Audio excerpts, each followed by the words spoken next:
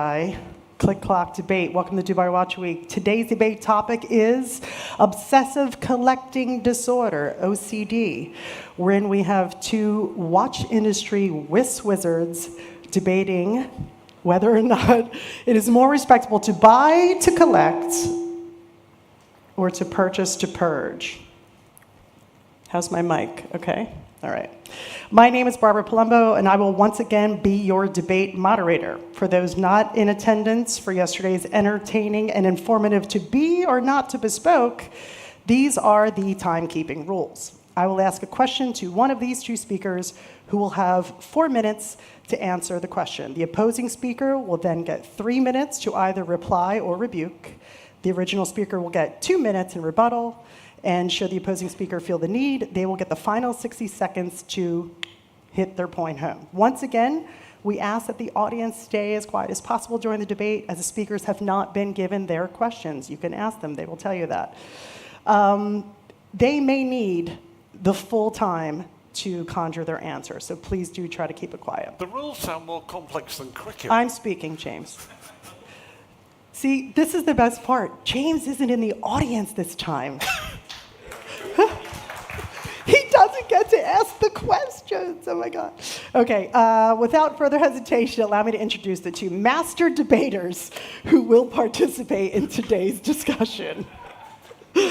Known to the Instagram community as none other than Mr. Rolex, James Dowling might just be the original watch world influencer, minus, wind machines, makeup artists, and portable light boxes.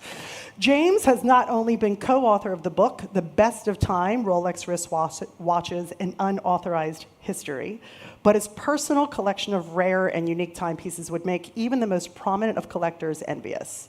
James naturally will be taking the side of collecting.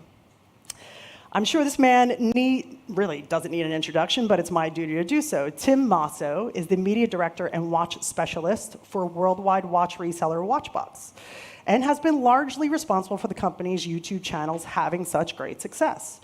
235,000 subscribers, 90+ million views, and over 6,000 luxury watch videos. No small feat. Tim will be taking the side of purging watches. Here we go. Give a round of applause to these two gentlemen, please. My first question is going to go to my darling, James Dowling. In 2021, when the first Patek Philippe Tiffany Nautilus was sold at Phillips Auction House in New York for nearly 124 times its original selling price, shortly after the watch hit the market, the horological world lost their minds. High-profile collectors and notorious flippers took to the forums to express either their dismay or their support of the event. Please share what your thoughts were and why. There's an idiot born every minute. You want to go on for 4 minutes about idiots? Like it would be a surprise to anyone here that you couldn't go on for 4 minutes. Yes. Elaborate. No, I believe that the artificial inflated prices of some pieces are beyond any human cognizance. And I'm always reminded of the great Steve Martin quote, or was it Robin Williams, it's one of the two, who once said that cocaine is God proof that you have too much money. I'm sorry, but the watches like the Tiffany Nautilus are this decade's equivalent response to that answer. There's too much money floating around and too little passion. People look on certain watches as part of, they don't talk about their collection, they talk about their portfolio. And it's to me, it's anathema. To me, collecting is about passion, it's about love, it's about something you appreciate, about something you covet, something you chase. If you can just write a check and put it in your pocket, then, where's the chase? Where's the... No, there's nothing in it. Tim? Yeah, my take on this is, frankly, I'm not that worried about it. Like, it's a limited edition watch. There's only a handful of them out there. The number of people who are being victimized by this is like vanishingly small. And although there are a lot of obnoxious auction results, like someone just paid $51 million for a Ferrari GTO, again, I think those kind of distortions exist in a sphere that's completely separate from the rest of the watch market. Like, I know for a fact you're going to be able to buy a Blancpain 50 Fathoms for under retail 6 months out of the dealer's case, maybe 6 hours out of the dealer's case. Crazy Nautilus yields on the auction market have no impact on that or on any of the watches anyone in this room would buy. So, yeah, I'm still laughing at the guy the way James is, but honestly, I just don't think it's a big deal. James? Yep, it's a big deal. This is again, why are we agreeing? It's a big I'm sorry. You were here for yesterday's love fest between Nikki and Georgie, and you're going to get the same here. Ow, come on, I need a blood bath. It's very difficult to find two people who are passionate about watches who don't share my opinion. Okay, all right. Tim, do you want to have the last 60 seconds? You can fill it, I know it. Yeah, I'm glad no one shares my opinion. I'm proud of the fact that I'm going to cut against the current here. But I'm also going to venture a guess that maybe some of you are a little bit sympathetic to that. You can laugh at the guy who pays too much and also realize that that is in a completely different world from your collecting proclivities. It's never going to affect you. Go out and buy that Omega C Master below list 6 hours out of the case, the Blancpain 50 Fathoms, and frankly, a whole lot of Holy Trinity stuff. Top-line auctions just don't affect us. It's nothing but spectacle. And frankly, it's entertaining. So I'm going to go question 1A here. What would you have done in that situation had you gotten your hands on that? Would you have flipped it or would you have kept it? Well, I think if I had that watch, it's not a watch that I want. I don't want to get my wrist amputated, and which you can do in many cities these days. And I would have gone out and bought a bunch of stuff I liked better with the money. So flip. Yeah, definitely. James? There isn't a camera that has a shutter speed quick enough to notice how quickly I would have flipped that one.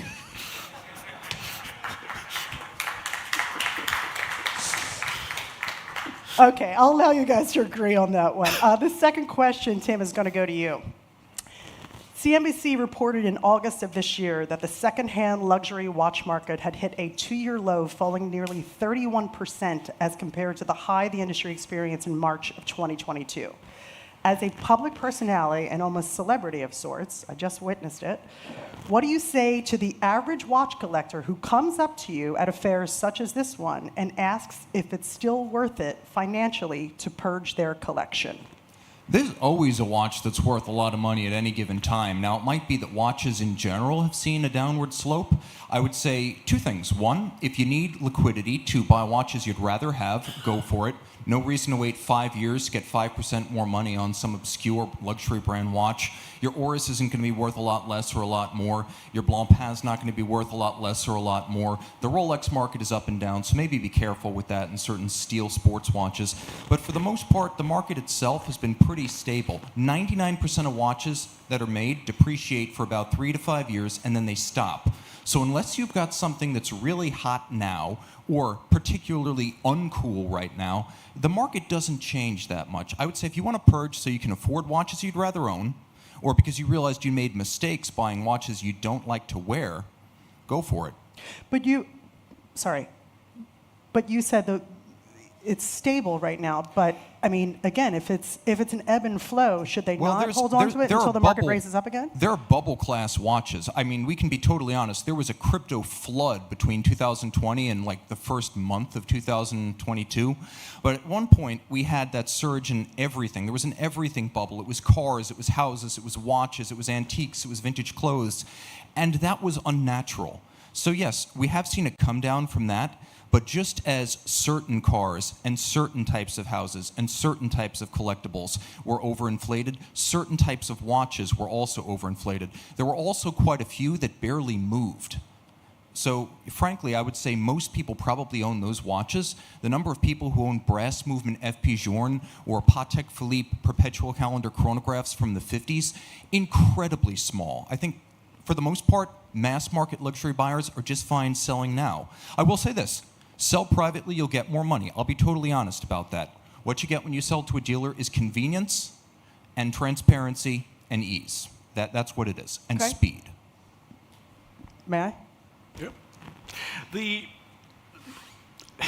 One of the problems that I'm facing all the time is people say to me, which watch should I buy that is either going to go up in value or won't lose money? And my response always is, buy the watch you love. If it goes up in value, it's a bonus. If it goes down in value, you don't care because you still love it. But that's the purest way of looking at it. To many people, they see it as an investment. And I say don't invest in watches because it's... The problem with investing in watches rather than investing in stocks and shares is that isn't the lack of transparency in the market, but crucially, the cost of buying and selling. If you own 100 shares of Apple, you can sell them to a broker and you will get exactly what the listed price is, less 0.1%. You buy them from the broker and you'll get you'll pay the listed price plus 0.1% or whatever. With a watch, you might be selling it to a dealer and you will get a figure that's somewhere between 10% and 70% less than what it's then sold for. So your cost of sale is astronomical compared to most other investment objects. Do you agree with James that you shouldn't buy watches as an investment in any case? I think there's certain classes of asset that are investments, and watches can be part of that, but it's going to be a very small cross-section. If you remember the pandemic bubble, people were waitlisted years to buy Tesla cars that you can now buy from stock.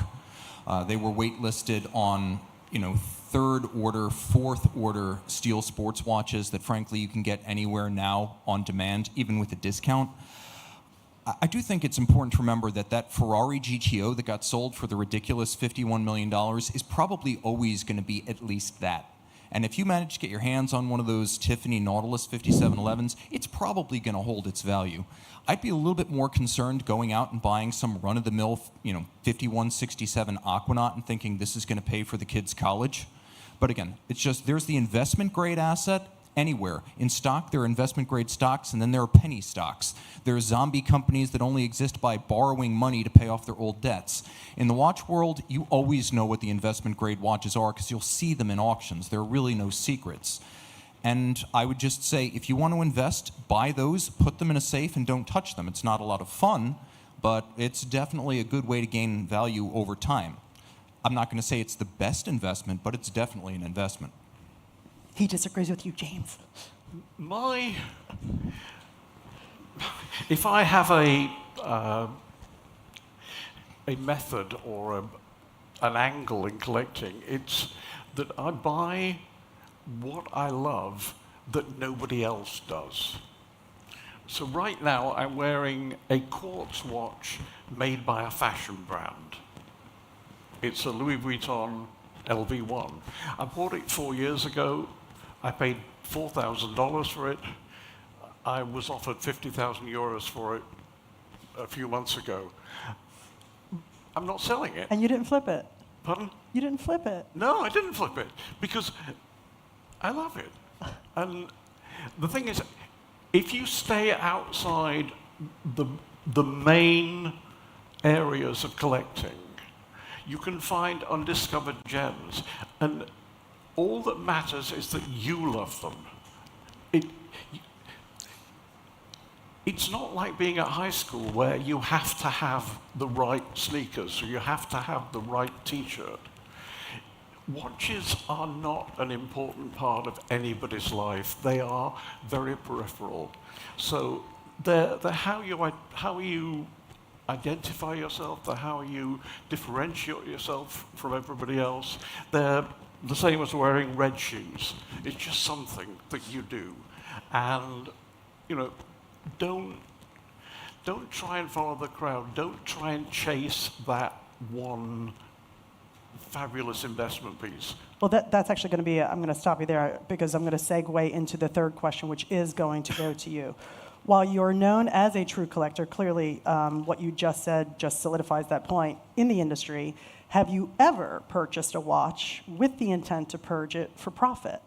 If no, is there a circumstance, aside from the Protect Tiffany Nautilus, where you would consider doing so? If yes, what was the watch?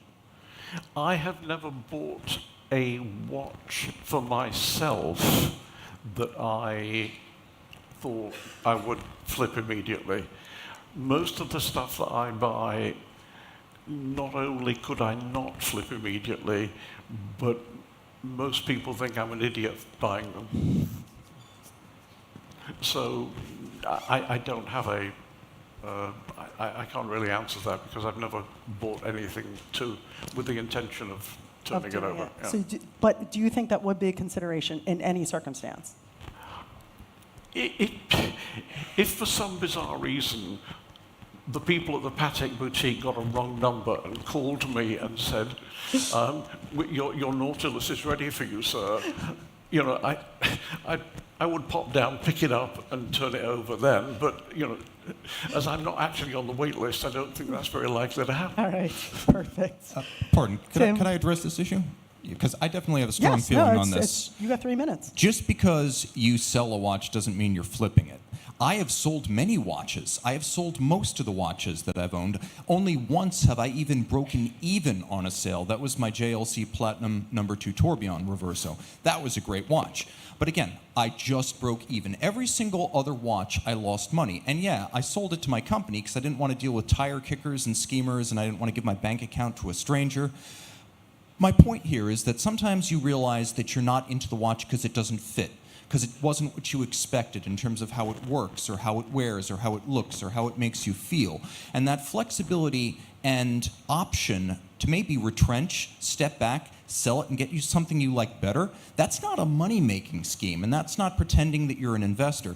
It's simply reshuffling the collection so it better suits your desires. As collectors, we make mistakes, and I made a lot of them. My first watch was 46.5 millimeters. Do you see this wrist? Can you see this wrist? So you see where I'm coming from with this. I don't have clairvoyance, so I don't know if I'm going to love every watch I buy. And I don't have unlimited money, so sometimes I need to sell a watch to bring something I like better into the collection. And so that's where I'm coming from when I say I am ready to sell a watch if need be. It has nothing to do with turning a profit. So have you made many mistakes as a collector? Because Tim says, as a collector, you make mistakes. My life is defined by the mistakes I have made. And my watch collecting is certainly defined by that. So yes, I have made mistakes, and of course I have sold watches. Some of them have made money, a lot of them haven't. A few I've broken even on. And some watches you just can't wait to get rid of because you fall out of love with them. One of the things I have to explain... My ex-husband said the same thing. Yeah. One of the things I have to explain is that I don't have a collection of watches. I have several collections of watches. So I have a collection of early quartz Beta 21s. I have a collection of Seiko 7A28s. I have a collection of early automatics. I have a collection of very early Rolex. I have a collection of watches that bankrupted the companies that made them, and so on and so forth.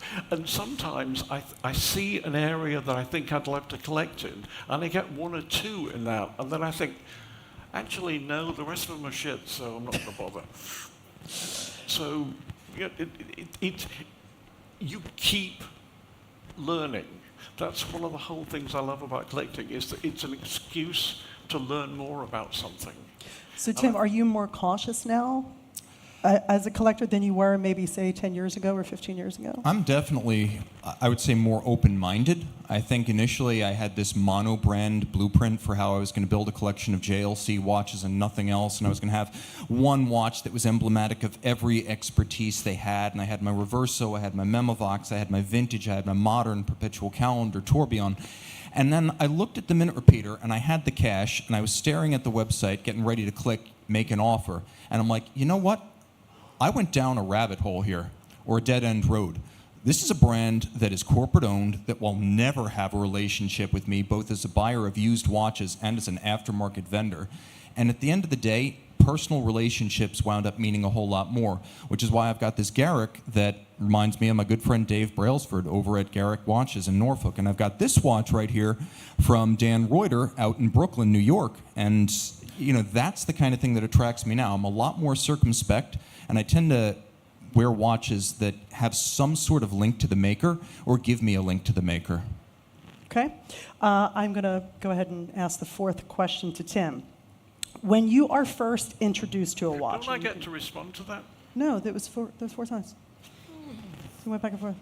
Tim, is it okay if he gives... All right. Hey, you can have the time. Tim's giving you the okay. You get 60 seconds. Okay. I agree with you 1,000%. The most recent watch I bought is from two people How very who I Nick know. Folks of you. Pardon? You said I agree 1,000%. I said, how very Nick Folks of you.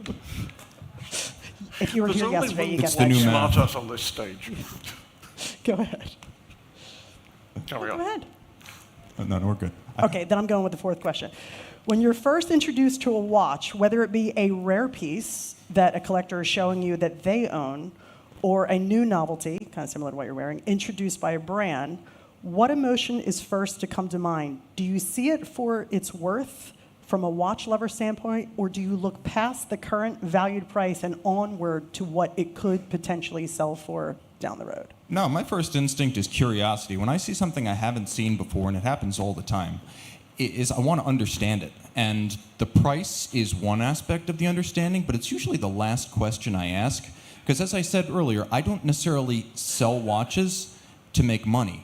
I also don't buy watches with price as an object, assuming I've got the budget and I can afford it. I ask, will it fit my wrist? Is it going to make me look like a dork? Yes, it's going to make me look like a dork, but not any bigger a dork, so it's still an option. And other things along those lines. I go into the movement, the finishing, the people behind the watch, and the company that backs it. And then, of course, I'll ask about the price. Oftentimes, because I'm an intermediary and I have a YouTube channel and an Instagram, and I know that's the first question a lot of my viewers are going to ask. So I have to throw that in there just to make sure that I'm being a faithful reporter. But no, it's not the first thing that enters my mind. Okay. James, what about you? Could I ask the question again, please? Oh, yeah, sure. Okay, when you're first introduced to a watch, and you heard what Tim said with regard to his response, whether it be a rare piece that a collector's showing you that they own, like if somebody out here said to you, oh, hey, take a look at this watch. I have this watch, and it's a rare piece. You like rare pieces. Or a new novelty introduced by a brand. You've been to Watches and Wonders. You see them constantly. What emotion is the first to come to mind? Do you see it for its worth from a watch lover standpoint, or do you look past the current value price and toward like, ooh, that watch is going to be worth something down the road? This is probably one of the crappiest debates you're ever going to have, because he and I essentially are reading from exactly the same page. He said he hated your pink shoes. Can I drum up an argument? When I see, when somebody presents a watch to me for the first time, the thought processes that go through my head, one, is it nice? Do I like it? So I look at it aesthetically on the dial, on the face side, then I turn it over if it has a sapphire back so I can see the movement, or maybe I'll open it or ask them to open it so I can look at the movement. And it's all the way through that and all the questions that I'll ask the person who has the watch. And only then at the very end will I say how much. Because it's... And then you run the equation through your mind. Is this decent value? Is this... You do think about that. If somebody shows you like a Journe and you go, oh my goodness, they could sell that down the road potentially and make a... You do think about it. No. Essentially, when somebody tells me the price, I think, do I have that amount of money in my watch fund? Especially if you like the watch. Yeah. Right. Tim, do you want to respond? Yeah, I think we're pretty much thinking along the same contours. I would say oftentimes I experience so many watches that I don't buy because I get the experience to see them again and again. So I've never felt the need, in some cases, to buy the stuff that's really bad value, but I have had that sense of wonder in the watch. Now, if the watch is not great value, new, then you look at what's going to cost pre-owned. If it's a reasonable price pre-owned, you ask, am I going to be able to get parts? Am I going to be able to service it? Is this like case components for a Romain Jerome or movement parts for an MCT? Those kind of thoughts also enter my mind. Am I going to be able to keep this machine going? It's like owning an old Fisker Karma. I had the original. I know what I'm talking about. I spent a lot of money trying to fix that thing. So I don't necessarily want to buy the wristwatch equivalent of that. So money is a factor. What I could get it for used is a factor, because that might be the good buy, and whether the thing can just be sustained is probably another paramount question I've got, especially with the independents today. There are so many tiny companies that are rising up. I don't know what they look like 10 years down the line. That's a big factor in the kind of watches that interest me. Would you like to agree more with Tim? Why don't you go stand I up was there, gonna then do that. he and I will stand together and just do a double I act. think it's a debate. I agree with everything he said. Apart from one thing, which is I'm getting flashbacks of Fiona from last year. I don't actually think about Well, damn it now. the repairs and servicing and what have you down the line, because most of my stuff lives in the safe. And I may own several hundred watches, but in fact, most of my life I wear 2 watches. So It's amazing. Tim, I'm going to kick the 5th question to you. This is going to get a little bit personal. Name 3 watches in your current personal collection that you would never sell and why, second part.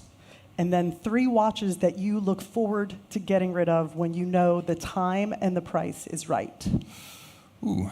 Okay, so the 3 watches I will never sell, I always look at heirlooms as something outside the scope of collectability. Like, I don't think if you inherit a family home, you're now a real estate speculator, or if you inherit a car from your grandpa, you're now a car collector.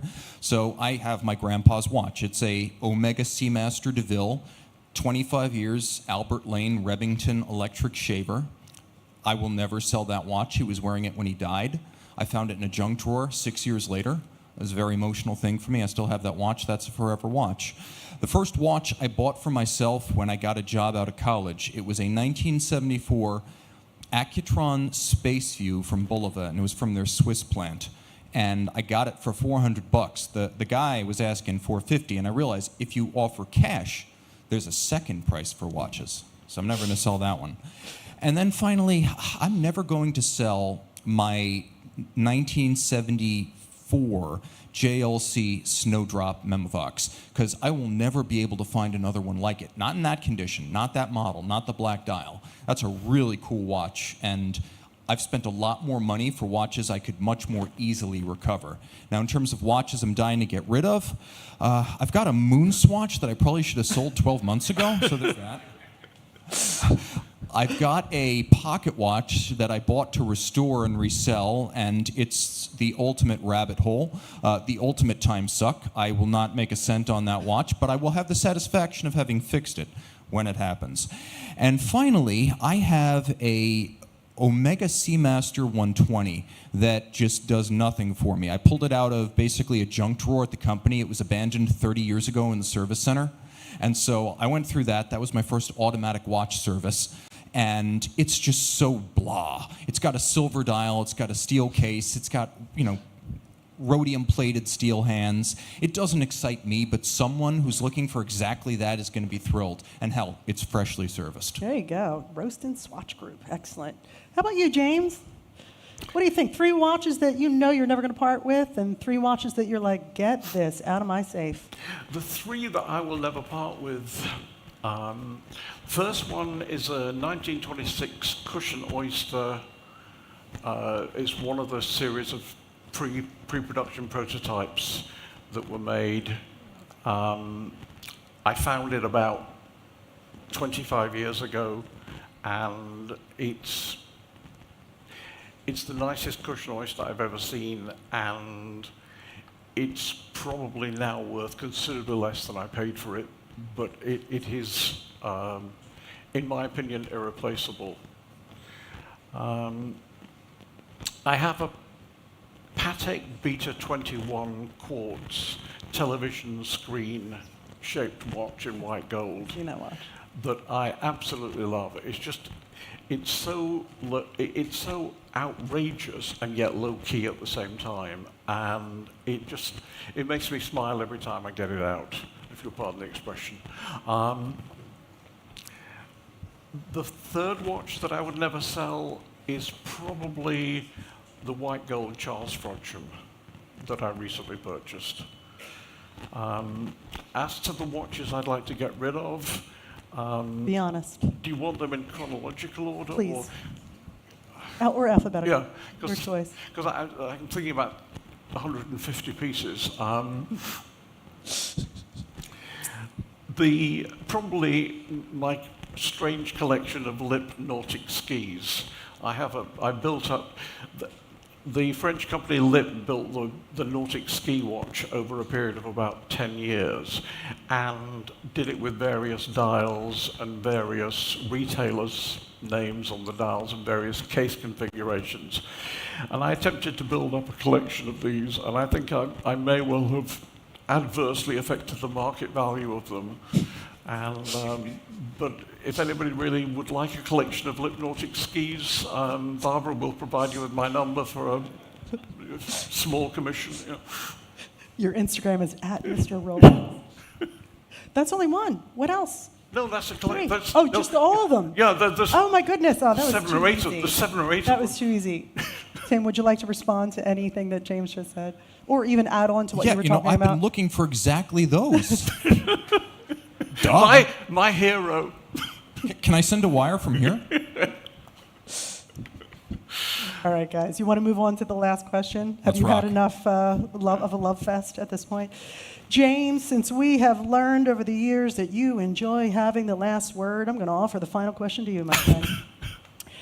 With these audience members here now, and many others watching this live stream all over the world, what would you like to say those in this community who do not value a watch for its rarity, its provenance, its aesthetics, and its history, and who only buy it as a material possession, who most likely will flip it down the road? Remember, no swearing is allowed.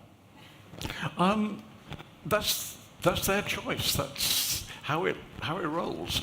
I mean, I finally, after years of collecting, got to really understand one thing about watch collecting, which is that in the bigger picture, we are a small blip on the radar.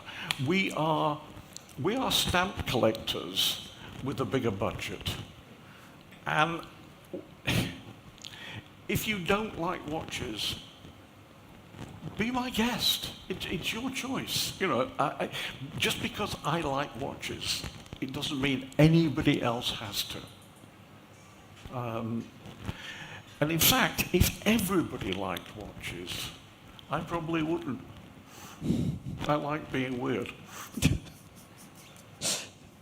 Tim, do you like being weird?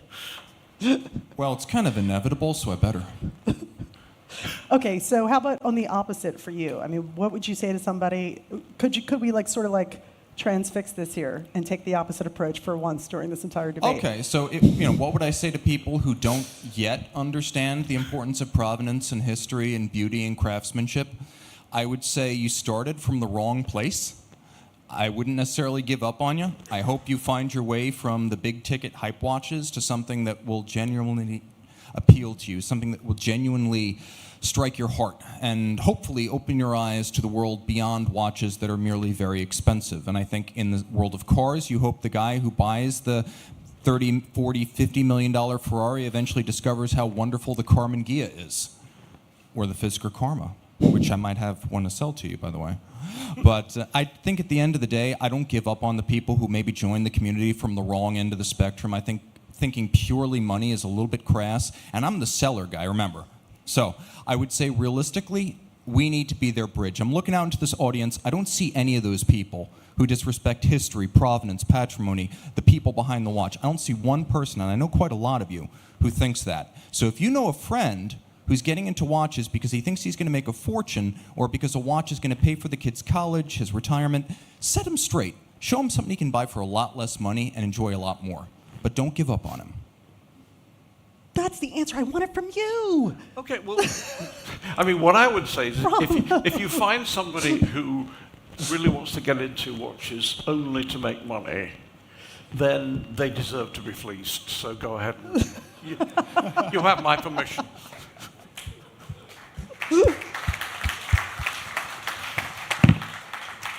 Tim, unless you want the last word, and that's the one thing he might fight you over, then we are going to open up the floor to questions. Are you good? Okay, any questions? Justin?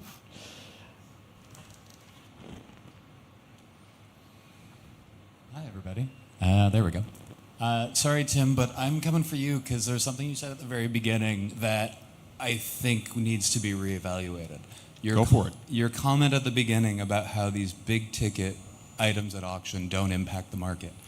Patently false if you look at, the current state of the Hoyer market on the vintage side is entirely the byproduct of the Daytonas being far out of reach of so many collectors.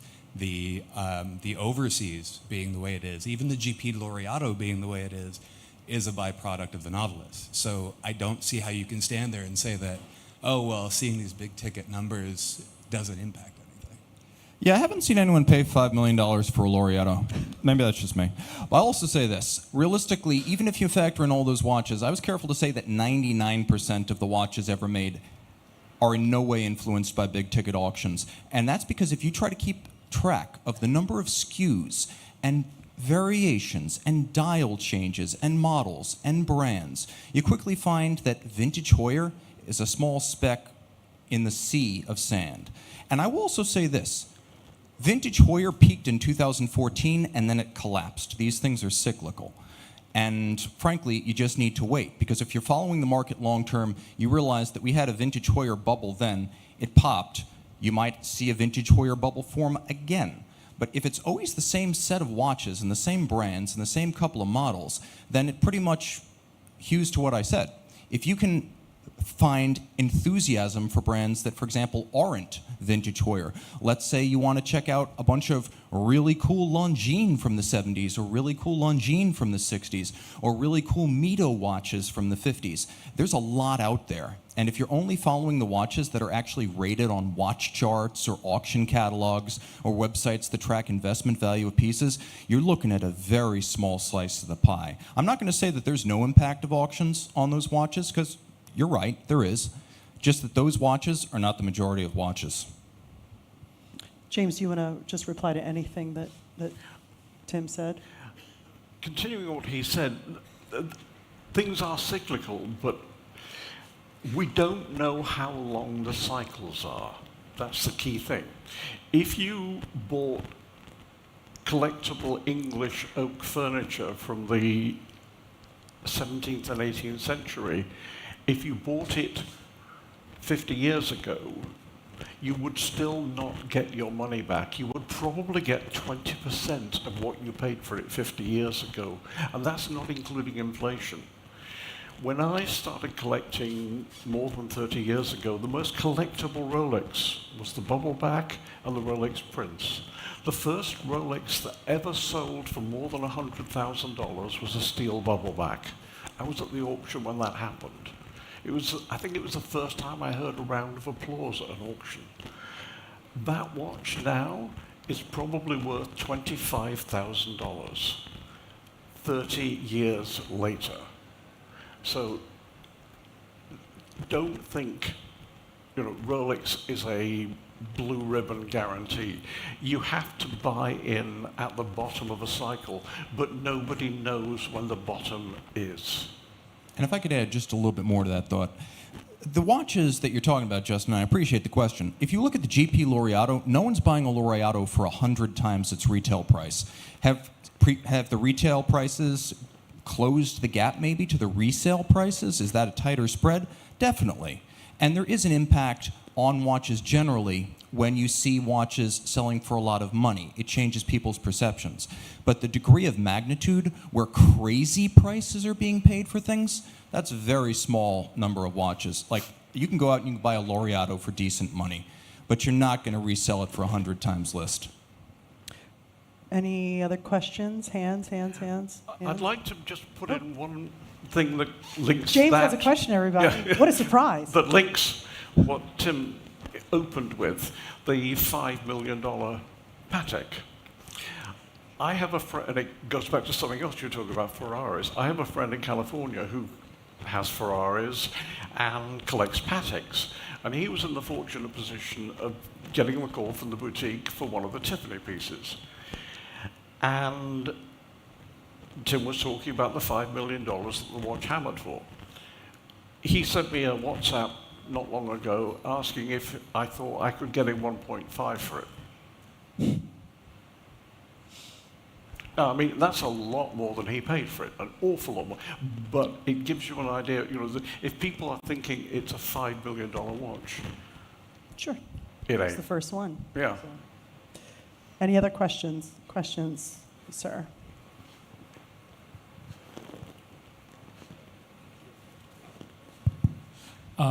When I saw the tagline, what motivates these passionate individuals to amass or relinquish their collections, I thought this might end up being a debate about what the appropriate size of a collection should be. So I was wondering if you could offer your thoughts. I know you mentioned, James, that you have hundreds in the safe, but if you have any thoughts on what you would consider the appropriate size of a collection to be. That's like asking what color hair should you marry, wife should you marry. I mean, it's an utterly personal thing. Thank God he you know. went there. I was so nervous about where he was going to go with that.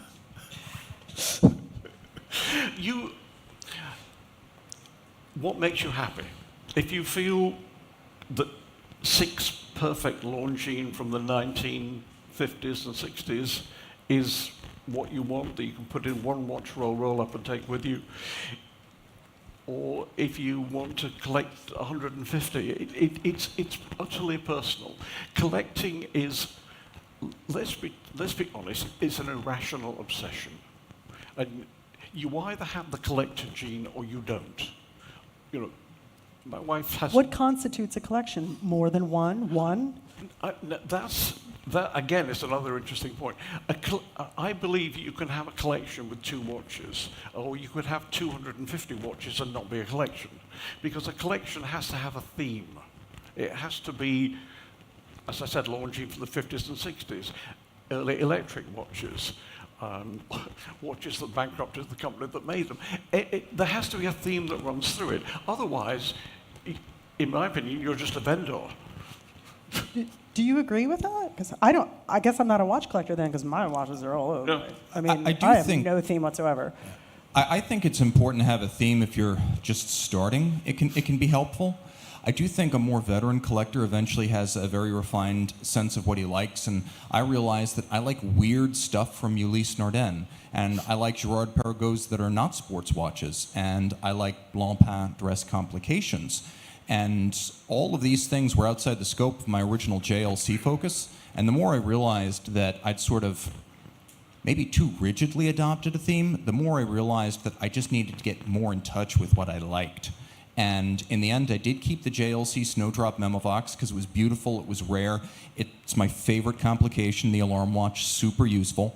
But one JLC was enough. I didn't need 10 or 11. Now, in terms of, that's my thoughts on themes. I think you really get in touch with what you like as a collector over time.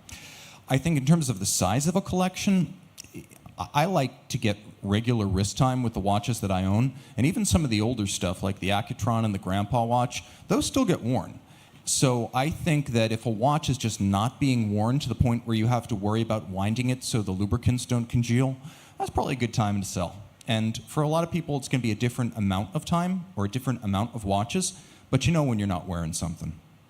James mentioned he had hundreds in his collection. Would you be willing to share a roundabout figure of how many are in yours? 8. Brilliant. There you go. Does that answer your question? Any other questions?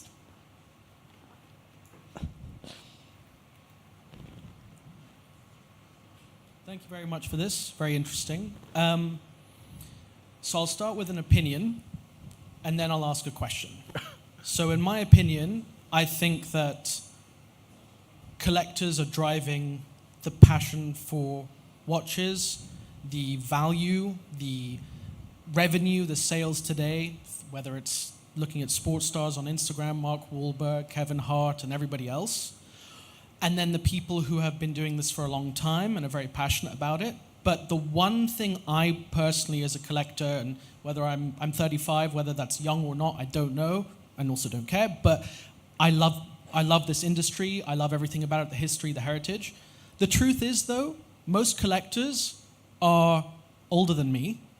Most collectors, whether it's 1 or 2 or 150, are older than me. And I'm obsessed. I use other words. My wife uses other words too for what I am when it comes to watches. But what's going to happen in 10 to 20, 30 years when the biggest collectors in the world are either dying or dead?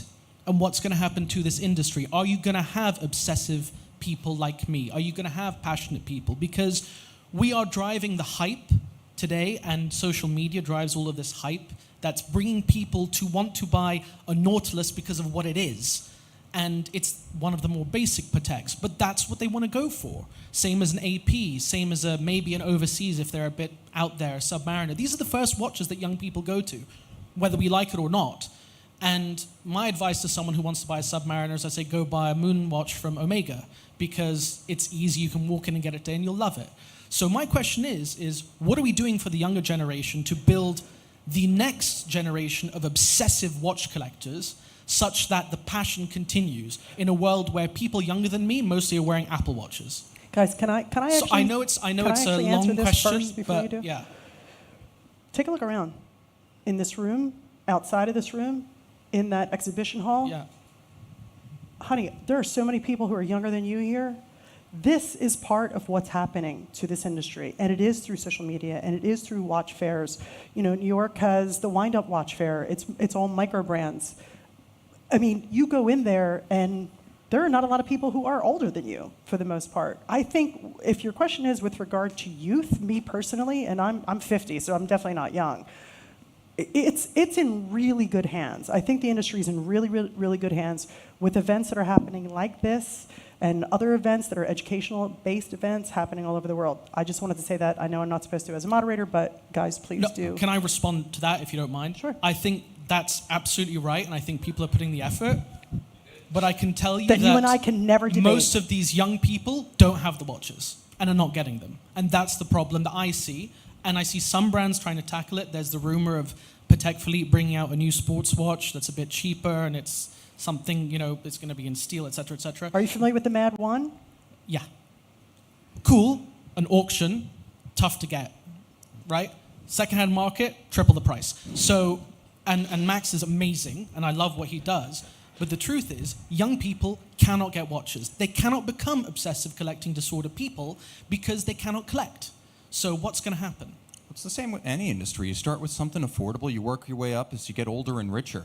I remember when I started looking into watches in the late 90s, all the people who were into this were in Asia and Europe, and they were a lot older and richer than I was. So I got started out of college with my Accutron, which I bought for $400, and that felt pretty good at the time. So you start low on the totem pole, and I remember when I was in Zurich, I saw a line around the block at a swatch store last fall, people trying to get the Moon swatch, and that's where they were getting started. And no, you can't collect Rolex right out of high school. I know, I tried. I fell short by like 98%. So, yeah, I mean, we all say, I want a Rolex Submariner, right? But in the end, as you get older, if you stick with the passion, then it's just like anything. It's like cars, it's like art, it's like music. Maybe your first guitar is not going to be an American-made Fender Stratocaster. Maybe it's going to be the Naftacaster, the one made in Mexico. Maybe it's going to be an old Harmony. Maybe it's going to be something you bought at a yard sale. But you start someplace, and that fuels the passion, so you don't give up. So down the road, when you are older, you're able to make a more refined choice than the guy who turns 40 years old, has a midlife crisis, and decides he's about to try his first watch. The kid who got started young, at least with the passion side of things, is going to enjoy the hobby more and make a better choice. Yeah, I will. I have a 17-year-old son, and Adam could probably say the same thing. We are raising our teenage kids and daughters as well. We're teaching them about those things. And yes, my son has 2 Moon swatches, and he started with regular swatches, and he started with Flick Flack before that when he was 12.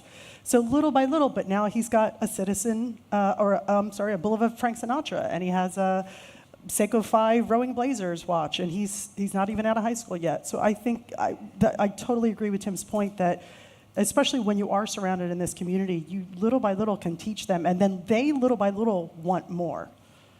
So I really do think that the youth is in a great position. Can I? Go ahead. Yeah. You asked several questions, and I'd like to go through them chronologically. The first one you asked was, at 35, are you young? Well, if you can tell me when you're going to die, I'll tell you whether that's young or... You talked about older people having big collections and what's going to happen when they die off. Well, the fortunate thing, according to insurance actuaries, is that they're not all going to die at once. So they'll die sequentially, and those watches will be released onto the market, bit by bit. And younger people, maybe not younger than you, but younger than the people who die owning those collections, will buy those watches. And it's a pipeline that they all go through. I see people 18, 20 wearing watches. But you're right, 80% of people in that age group wear an Apple Watch or some other smartwatch or nothing at all. But you have to understand, we are a pimple on the world. Watch collecting is it is the ultimate definition of a minority hobby. So it doesn't matter that 98% of young people don't wear watches. What matters is the 2% who do, because they will move on. The people in this room don't represent 2% of all the people in the world. We don't represent 1,000th of 2%.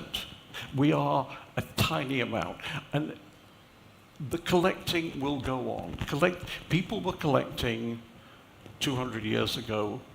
People will be collecting 200 years from now. It may be things completely different. They may not even be recognizable as watches.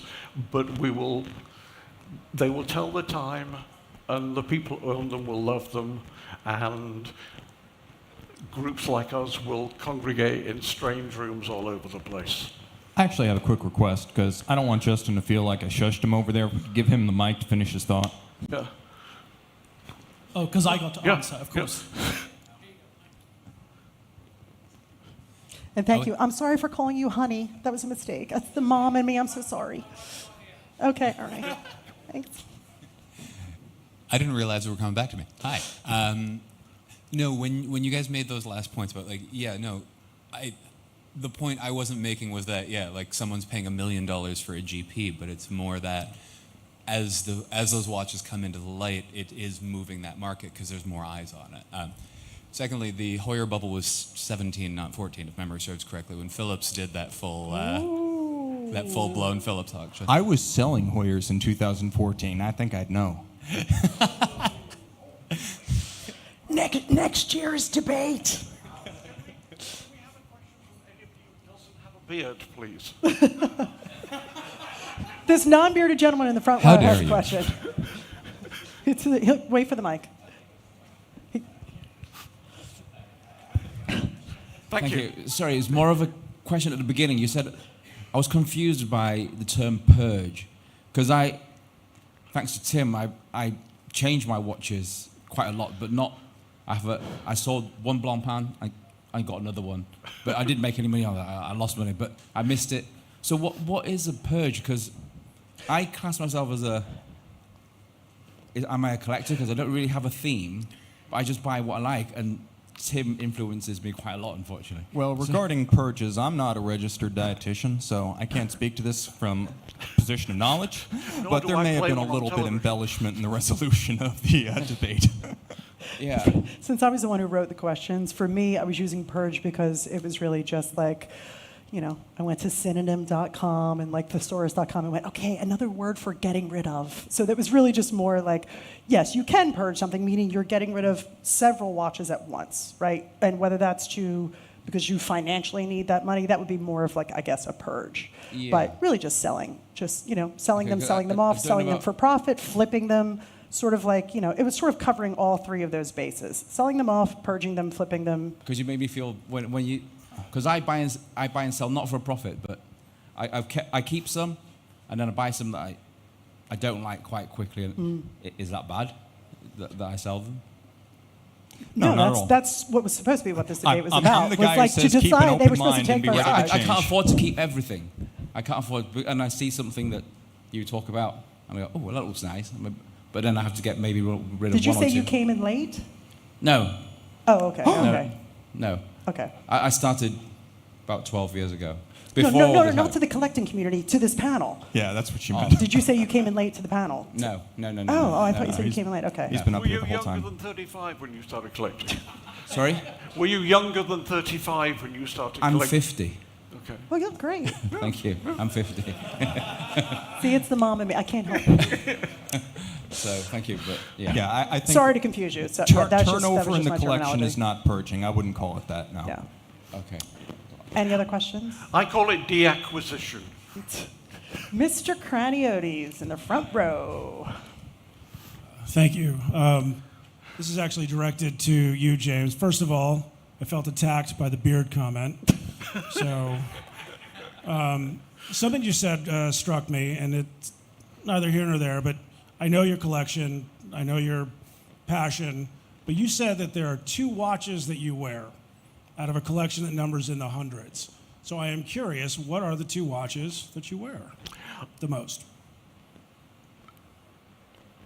In the last year, it has been, when I'm in the UK, it has been a white gold oyster quartz day date. In the last few weeks, that's been replaced by a Louis Vuitton stainless steel tambour. And I'm afraid, I have to say that when I'm traveling, the watch I wear is this Louis Vuitton white gold LV1 because it's a perfect travel watch, multiple time zones, and so on. I can't believe that the only 2 watches I have are Louis Vuittons.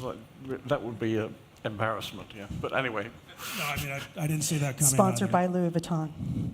But it's interesting that none of those pieces are the watches you mentioned that you would never sell. Because these are utility watches. These are everyday, don't even think about them. It's just there. Fair enough. Tim, get him. You asked James I gotta the say, if you're gonna wear an question. LV watch, that is the LV watch right there. Which one? The quartz that he's wearing? Boom. Are they all? Yeah. All right, we have time for one more quick question. If anybody wants to get the last question in the back. Ooh. I occasionally carry a pocket watch because then I can have 2 on the wrist and 1 in the pocket. Hey, sorry, James. Quick question for you. So you said that you collect according to themes, and then you are only wearing 2 watches. My question would be: at that point of time, has the collection become for the sake of collecting, more than the fact that watches are time-telling instruments that we use on a daily basis? If you're not rotating so many watches that are sitting in the safe.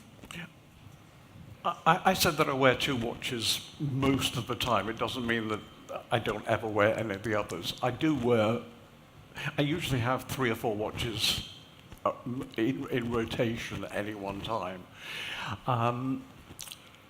I collect more for the state of completeness than for the utility of the pieces. When I buy, if I buy a watch and I love it and I look at it and I think, oh, that's really interesting, I'll put it on my wrist, I'll wear it for a while, and then I'll think, where is this leading me to? And if it's taking me down a path, then I'll probably follow that path, and I'll follow that path until I feel that I've completed it. And then I can have a sense of satisfaction, put the watches in the safe, and then maybe at some point take 1 or 2 of them out and wear them now and then. But mostly, I wear 1 or 2 watches. That's it. It's just easy, it's the same way that I have kind of a uniform of how I dress. I've got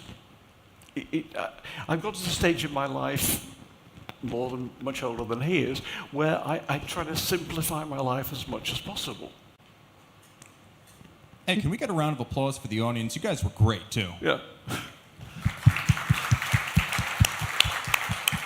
Okay, well, that is all the time we have. Thank you so much for being here. Thank you guys for coming out. Thank you, Dubai Watch Week, for having us. Thank you to James and to Tim. They were really, really good master debaters. Thank you very much.